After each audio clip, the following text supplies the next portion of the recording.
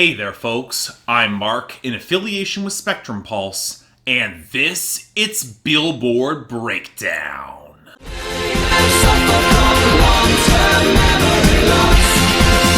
I don't remember. You know, feels like it's been a while that we've got a week that I would otherwise describe as normal on the Hot 100. Respectable number of new arrivals, everything seems somewhat stable, only the rapidly fading remnants of an album bomb that's best forgotten. And it's also one of those normal weeks that seems deceptively busy. More of a correction to what the equilibrium of the Hot 100 should have been the past couple weeks, at least to me.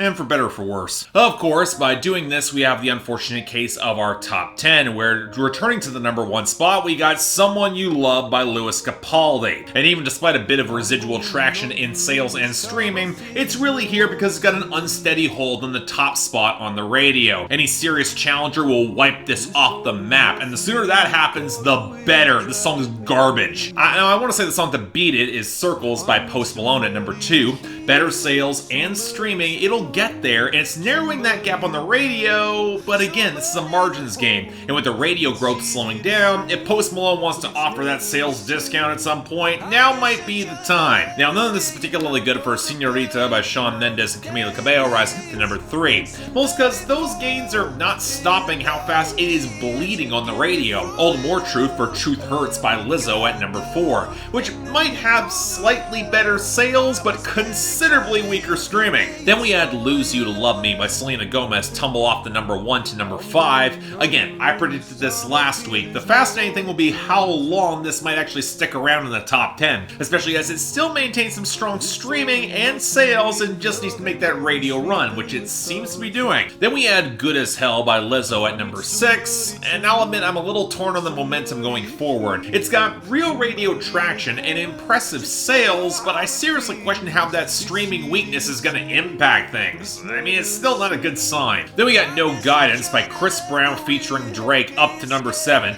Honestly, it only regained the spot because Kanye West fell out of the top 10, which is exactly what I'll also say for Panini by Lil Nas X up to number 8, which might be in a better situation thanks to its streaming and more stable radio, but let's get real, I don't see this making any sort of run. But then we got the song that I unfortunately expected to enter the top 10, but it's got no friggin' right to be here. Memories by Maroon 5. And seriously, radio, if you want to try and maintain any sort of market relevance in today's society, maybe you should try not taking label payola and then dropping uninspired turds like this. Sadly, it's not just them, because a lot of people are actually buying this song. It has good sales. If you want proof the vast majority of people like milquetoast garbage, it's this. And our number 10 entry, 10,000 Hours by DaniLeigh and Justin Bieber, which is also getting propped up on the radio. Sorry folks who like this, but this is the perfect to 2019, and it really is just as forgettable in every element, especially composition.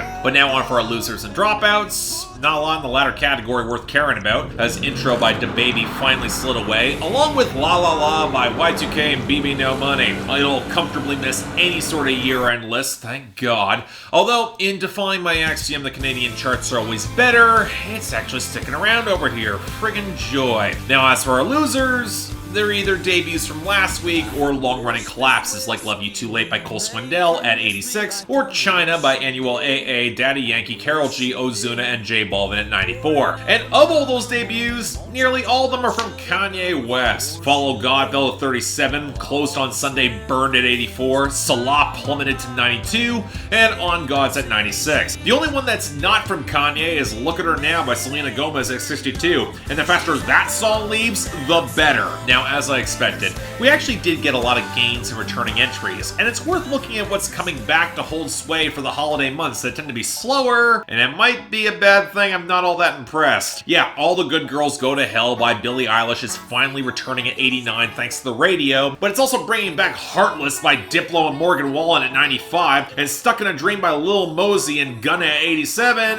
That might not be a good thing. The only other return is Juicy by Doja Cat and Tyga at 67, riding up the release release of her new project, although whether it's got staying power is a much bigger question. I mean, look at Kemosabe, it's a badly run label. I don't expect this to last. And yet that's relevant to consider when we look at our gains, because of that particular list, the only continued surge is for Dance Monkey by Tones and I, which is living up to being a real hit in the making at number 23. This will have a top 10 run, folks. It should be huge. Sadly, I don't have much good things to say about most of the rest of our gains, a chunk of which came in the broad genre of being utterly unlistenable. Hot Girl Bummer by Black Bear at 45. God, thank God it's missing between years. What Happens in a Small Town by Brantley Gilbert and Lindsay L at 53. Hate Me by Ellie Goulding and Juice WRLD, and Kinfolks by Sam Hunt at 72. And yep, these gains are emblematic of the main genres that seem to be getting traction: trap and country. In the former category, with Hot with Young Thug featuring Gunna at 11 with the surge off the video, 223s by YNW Melly and 9 Glock 9 at 35, Make No Sense by Young Boy Never Broke Again at 59, and Enemies by Post Malone featuring DaBaby at 63. And with the dubious classification of country, Da Bones by Maren Morris at 54, Remember You Young by Thomas Rhett at 68, Heartache Medication by John Party at 75, and What If I Never Get Over You by Lady Antebellum, desperately seeking any sort of momentum for that new album at 77. As for whatever's left, honestly, a lot of it's not terrible. I never hated Hot Shower by Chance the Rapper featuring Maiden TYO and DaBaby at 66 thanks to the video. Leave 'Em Alone by Leighton Green, Lil Baby, City Girls, and P&B Rock. It's not bad at 64. And if Joji's finally going to get a real chance with Slow Dancing in the Dark up to 69 thanks to finally getting some streaming traction, oh, what the hell, I'll take it. Now for our healthy list of new arrivals, unfortunately starting with number 100, Big Boy Diamonds by Gucci Mane featuring Kodak Black and London on the Track. They bought a new gun and I dirtied it. I'm a burglar and a murderer, try me. So apparently Gucci Mane put out a project. It came, it went, so the reaction from even the fans seemed lukewarm at best, and given that I never really cared about Gucci Mane in any capacity, I didn't bother to check it out. I don't care. But he did get a song with Kodak Black of all people to chart, and unfortunately it feels a lot more like a Kodak song than Gucci's, with him handling both the hook and the first verse. And believe me, that is the last thing you want, because on his verse, Kodak is talking about screwing your girl, milking bitches like Yoo-hoo, shitting on people like he doo-doo, passing gas like he farted, and then fucking your daughter. So let's put aside how Gucci's verse is forgettable and the production's a lead and trap beat against a chipmunk sample. Was Kodak Black getting scatological what you also clearly wanted for his grand comeback, even the fans? Because this certainly belongs in the toilet for being this shit. Next, number 91, Easy by DaniLeigh featuring Chris Brown. Just relax your mind and take it easy. So look, I get why a relatively unknown act getting the Chris Brown feature might be good on paper. But am I the only one who sees Chris Brown's success this year as being rather piecemeal and way more dependent on his guest stars than him? Well, anyway, this is a song from DaniLeigh. It's a remix of a track from hers from last year. And I gotta be blunt, for an undercooked Summer Walker impression, I was not impressed by the original, and I'm not really wowed by this either. The cheap-sounding stuttering percussion is still sloppily blended, there's barely any melody, and DaniLeigh is not particularly interesting in her cooing sexual entreaties, in her delivery, and in her content. I mean, the one thing I can say is that Chris Brown's overly synthetic presence isn't really offensive, low friggin' bar, but that's more because he actually has a personality, and downplaying, it's not a bad fit for him. But still, in an era with Jhené Aiko, SZA, Azion, and Snow Allegra, we don't need this. Let's move on. Number 90, For My Daughter by Kane Brown. Best one I can be. It's very telling that this was the highest selling song of this week, and it only peaked this low on the charts. I mean, sure, Kane Brown hasn't really made a radio push for it. It seems like more of a spur-of-the-moment release when he discovered his wife was expecting, and he wrote a song for it, tacked onto the digital re-release of his last album, but I'm not sure beyond a snapshot of virality this might last. Which is kind of a shame, because this is not bad at all. Basically has the feel of a country Dear Theodosia, if you follow the Hamilton reference, especially with Kane Brown's frank acknowledgement that he never had a father himself, and as such the percussion is a little bit more sandy and gentle, and there's a remarkable amount of supple pedal steel and real fiddle here too, and it sounds really good. Hell, even the kick drums sound real for once, which highlights how Kane Brown has always been capable of making more organic country music with some quality. The guy's got talent. He just hasn't done it yet. The only quibble I really have is that he's a bit of a hypocrite for saying that his daughter can't get a tattoo given all of his tattoos, but it's minor. At the end of the day, it's perfectly fine. Honestly, pretty damn good, so you know what? Check it out. Number 88, Ridin Rhodes by Dustin Lynch. Little trip through the countryside.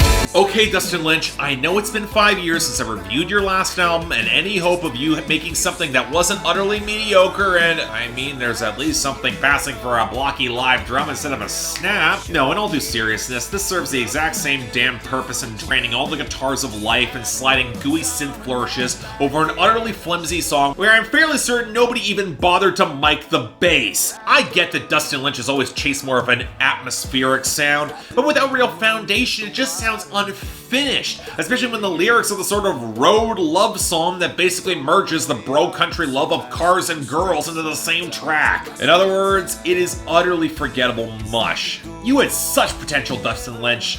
You're such a disappointment. Number 85, In My Room by Frank Ocean. No sleepless seats, that's a mattress.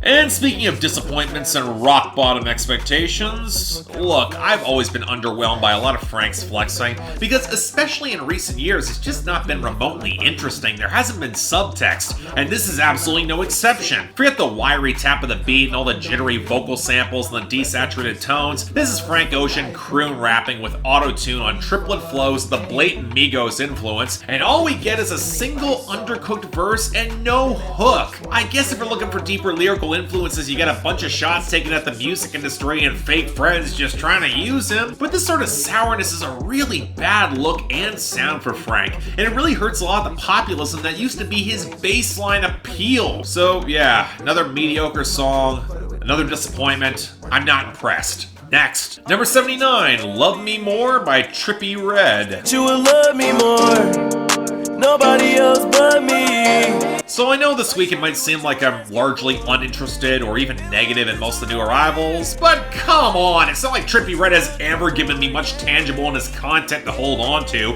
especially on such a fragment of a song with only a single verse and 2 hooks, where it sounds like he's singing through the bad head cold that I have right now. And when you consider the content is basically a meandering, unfocused plea for this girl to love him more, that makes it clear that he has not made up his mind at all whether he even wants it, and the music's a watery guitar lick with cheap trap snares and muddy layering. Again, I get that folks are looking to see him step into the same mold that spawned XXXTentacion, or maybe even surpassed him. This guy's got a fan base, but if it sounds this unfinished, I don't care. Let's move on. Number 70, It All Comes Out in the Wash by Miranda Lambert. Put that sucker on spin. I'll admit I'm a little bit shocked this song actually wound up finally charting thanks to the album's release, a perennially underperforming single that I actually didn't really address when I reviewed Wildcard. That's more because it doesn't give me a lot to say. It's kind of emblematic of the album. Yeah, it's quippy, kind of likable, with all the little mistakes that make unexpected, awkward moments, and how it's all gonna get better through an extended laundry metaphor. It certainly's got Laurie McKenna's eye for memorable detail. That's a plus. But between the overmixed cymbal that dominates the mix, the burbling royal guitar and keys, the clunky groove, and the stacking of the vocals over the main guitar motif that gets really annoying. Look, it's hard to avoid how this just sounds a little like an over-sanitized commercial to me, with a blatant Tide placement to clinch it. And my larger point on this and the album stands. It's got personality, but it lacks punch, or depth, or weight, or subtext. And Miranda Lambert sounds like she's coasting on charisma here. In other words, while this might be decent, better than a lot of mainstream country, it'll be a very mixed blessing if it gets traction. Just saying. Number 55, Immortal by 21 Savage. Shit talker, we got drums for that. Tryna fist fight, boy, you done for that. Am I the only one who's kind of surprised there's a new 21 Savage song on the Hot 100 and the buzz doesn't really seem to have crossed over much? I mean, I remember 2017 when it felt like 21 Savage was everywhere, and even late last year with his late but improved sophomore album, but this seems different. And it actually turns out there's a reason why. Apparently this was a track that was supposed to be on that sophomore album and was previewed in a Mortal Kombat 11 trailer, but was never really released properly until Halloween of this year, hence why we got it. And I can't say it's really worth the wait. For one, it's distracting how often 21 Savage tries to cram the extra syllable or two into his bars to make the rhyme scheme connect, and it doesn't feel all that smooth, and against the brittle trap beat and the elongated string sample that feels ever so slightly contorting, I kind of wanted this to feel a little slicker and more controlled, or more low-key and ominous and dirty than it really is. Yeah, 21 is going on about how many people he's gonna kill, and I believe him, but between the obvious Mortal Kombat references and how that Russell Westbrook line is really dated, it just winds up feeling like an underwhelming leftover, which is kind of ironic for the song that's got a hook featuring lines where he falls asleep while getting head. In other words, yeah, I don't see the hype on this one. Sorry. Number 34, Roxanne by Arizona Zervas. Party all night, goddamn, Roxanne. So look, I don't want to kill this song just because it blew up from out of nowhere thanks to TikTok and Spotify playlists, all apparently without a label connection. Although with as many playlists as he nabbed in such a short time, I'm not about to rule out that he is indeed an industry plant. But I'm gonna kill this song instead for sounding like a blatant ripoff of Post Malone sound circa 2018 with Young Thug's ad-libs, watery guitars and keys, cheap percussion, and none of the blending that's given Post Malone any sort of punch or atmosphere in recent years. And the song is about as flimsy and California-obsessed as Post Malone was at the time. All about a rich girl who was only engaging with this guy if he was tricking. Which apparently he was, as he described on the hook. Because with that Talladega Nights reference, he sure as hell is not slick enough to get her otherwise. In fact, if this song was the sort of warning to tell guys to stay away from girls who only care about cash, cocaine, and Whole Foods, who will laugh at you if you don't have a foreign car because they're so rich, I mean, if it was a warning, I would buy it. Except for the fact that this hapless dude still seems to be chasing her on the hook, with enough self-awareness to realize how bad it looks, but not enough to really stop. I mean, I might be more forgiving of a guy like Bryce Vine for some of the nonsense he spews, but this just feels vaguely pathetic, and not in an interesting way. So yeah, I'm not behind this. Next. And finally, number 30, Don't Start Now by Dua Lipa. I care about me now. So, looks like Dua Lipa is getting primed for that sophomore album rollout in 2020. This is the lead-off single, and given how much praise I've given her over the past couple of years, I did have expectations, and look, I'm not gonna say this isn't good, but I will say it's not really on the level of the best songs from that self-titled album. It seems a little bit too heavily reliant on that fat bass groove, especially when all it otherwise seems to be doing is playing for a blatant early to mid-90s dance throwback with strings jacked from Clean Bandit. Now, let me make this clear, that's not really a bad thing. The strings sound terrific off all those keyboards, the groove is remarkably organic and fat, and Dua Lipa's throaty vocals can command this sort of vibe with a lot of elegance and yet enough of an edge to make it work. And with her kiss off for the guy trying to slide back into the picture, apparently referring to a real person, it's got the bite. It's really damn solid. But is it among Dua Lipa's best? Well, it's a little more dicey, mostly because the hook still feels a little bit lacking in greater melody, and I still think she's missing a cut with the sort of organic sweep and power of a song like Be The One. But at the same time, in the same way that New Rules blew up and really grew on me, I can see Don't Start Now being successful. That groove is indeed really damn good. So yeah, call it mostly positive? Yeah, let's go with that. And that's our week.